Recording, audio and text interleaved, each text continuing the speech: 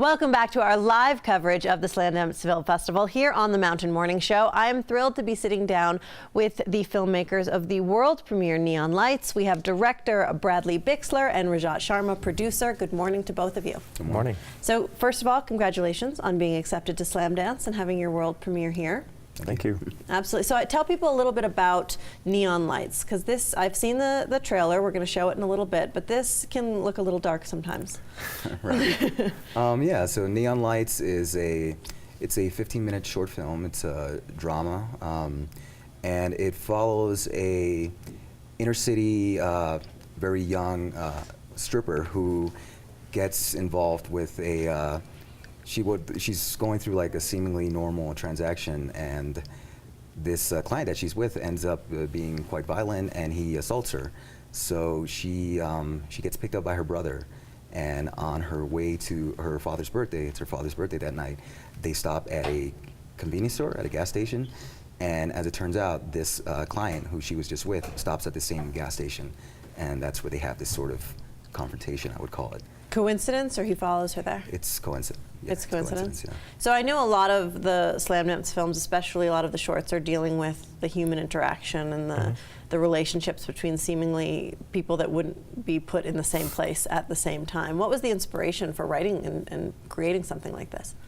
Well, I mean, a lot of it, yeah, I guess you sort of mentioned a couple things I wanted to explore.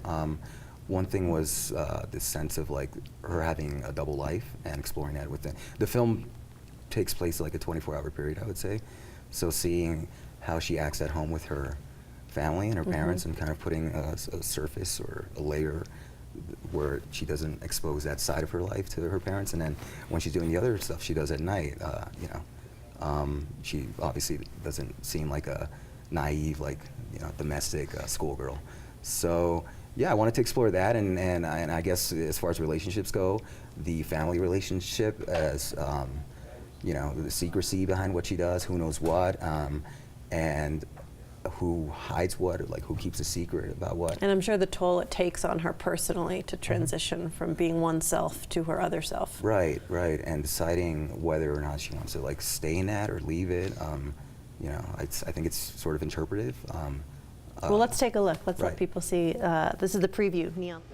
Going through that transformation from her oneself to that next. Yeah, it's a really good observation, because that's exactly what's happening in that part of the teaser. Again, it's like leaving, you know, the stuff she does in one life to sort of preparing, dolling herself up to present herself as another version of her for her father. And I'm sure it gets confusing for her. Who is her true self, right? Is it this person, or is it the father's image of her? Yeah. So as a producer, I'm sure you have a lot of projects come across your desk. What made you want to put the energy behind this one? Well, Bradley and I have been working for almost 4 or 5 years now, so it's literally come to an extent where a stage where if Bradley's onto something, then I'm definitely producing that. But this one especially, I think it was very interesting the way that he was talking about, especially the dichotomy of the fact that you bring both of her sides into that one position. Seeing that client of hers at the gas station is literally the two parts of her life, which she's tried to keep us at two separate ends, coincide at the same time.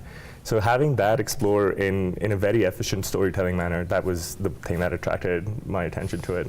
And Bradley, I know that you've done quite a few short films, but you're gearing up to do your first feature.